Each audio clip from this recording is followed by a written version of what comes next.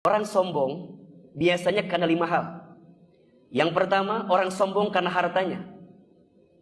Yang kedua, orang sombong karena pangkat jabatannya. Yang ketiga, orang sombong karena parasnya atau tampilan dunia yang dimilikinya. Yang keempat, orang sombong karena ilmunya. Dan yang kelima, ada orang yang sombong karena amal ibadahnya. Nauzubillahi min dzalik. Mohon maaf, orang yang punya sifat sombong dalam dirinya tidak akan pernah mencium wanginya surga. Iblis itu tidak akan pernah masuk surga. Kenapa? Karena punya sifat sombong dalam dirinya. Sehingga surga enggan dimasuki oleh orang yang sombong. Maka mohon maaf, jangan sombong karena harta. Karena harta adalah titipan dari Allah.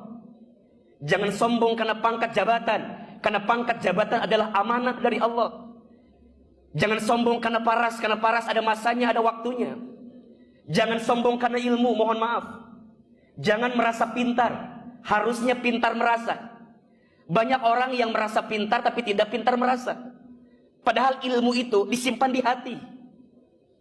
Berarti ilmu yang mendekatkan dia dengan Allah menjadikan hatinya lebih lembut dan tidak mudah menyalahkan orang lain. Dan itu menunjukkan ada kelembutan dalam hatinya.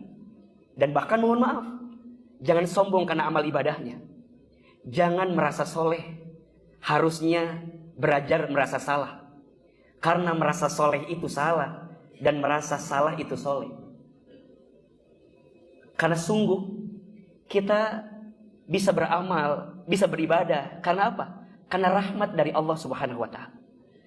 Maka golongan pertama yang tidak akan tersentuh api neraka namanya adalah hayyin, orang yang tenang menenangkan. Maka wajar ketika nanti kita kembali kepada Allah, kita dipanggil ingin masuk surga, apa panggilannya? Ya ayyatuhan nafsul mutmainnah, irji'i ila rabbiki radiyatan mardiyah, fadkhuli fi ibadi wadkhuli jannati. Yang dipanggil, duhai hamba-hambaku yang berjiwa tenang. Kenapa yang dipanggil orang yang tenang? Iya, karena dia punya sifat yang mampu menenangkan dalam hidupnya. Maka jamaah yang dicintai Allah, hadirkanlah sikap hayyin, tenang, menenangkan. Dipuji tidak terbang, dicaci tidak tumbang. Tidak silau dengan pujian, tidak galau dengan cacian. Dikayakan belum tentu dimuliakan, dimiskinkan belum tentu dihinakan. Itu hanyalah penilaian manusia. Maka jangan sibuk mengejar penilaian manusia, tapi sibuklah mengejar penilaian Allah Subhanahu wa Ta'ala.